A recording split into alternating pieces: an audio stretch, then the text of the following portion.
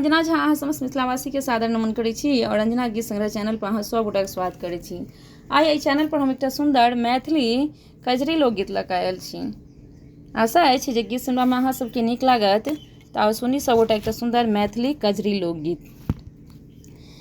प्रियतम स्नेह के सताबै मन मोरा बहकन लागे ना। प्रियतम स्नेह के सताबै मन मोरा बहकन लागे ना। कि मन मोरा बहकन लागे ना। कि मन मोरा बहकन लागे ना। प्रियतम स्नेह के सताबै मन मोरा बहकन लागे ना। रही रही को चमके कौन बिजोड़िया। रही रही चमके कौन बिजोड़िया। मेघ भयावन ना सखी रे।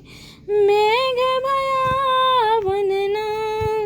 परस रहल अछि प्रेम जोड़िया। परस रहल अछि प्रेम जोड़िया। गहन स्वभावल ना सखी रे। गहन स्वभावल ना। बिरह के दर्द अछि आग लगाने।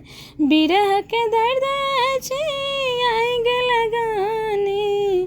रहलो ने जाइए ना। प्रियतम स्नेह के सताबै मन मोरा बहकन लागे ना।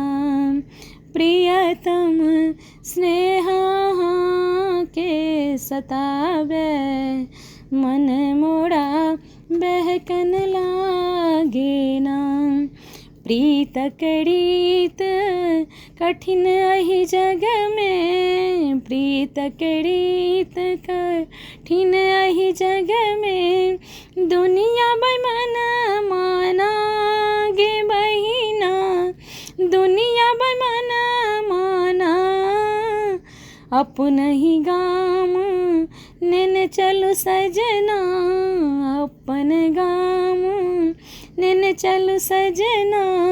जनक अंगन माना यो सजना। जनक अंगन माना। साल लगई अछि एक पल हमरा। साल लगई अछि एक पल हमरा। आबो ने लियै ना। प्रियतम रे प्रियतम स्नेह के सताबै मन मोरा बहकन लागे ना।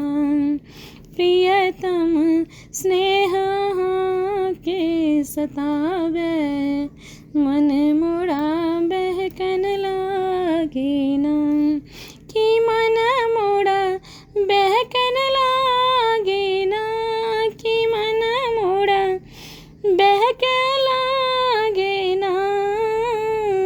प्रियतम स्नेह के सताबै मन मोरा बहकन लागे ना। प्रियतम स्नेह के सताबै मन मोरा बहकन लागे ना। गीत सुनबामे केहन लागल कमेंट कऽ के बतायब। गीत नीक लागत चैनल के सब्सक्राइब करब और गीत के शेयर करब। गीत सुनबाक लेल अहाँ सब गोटा के बहुत बहुत धन्यवाद।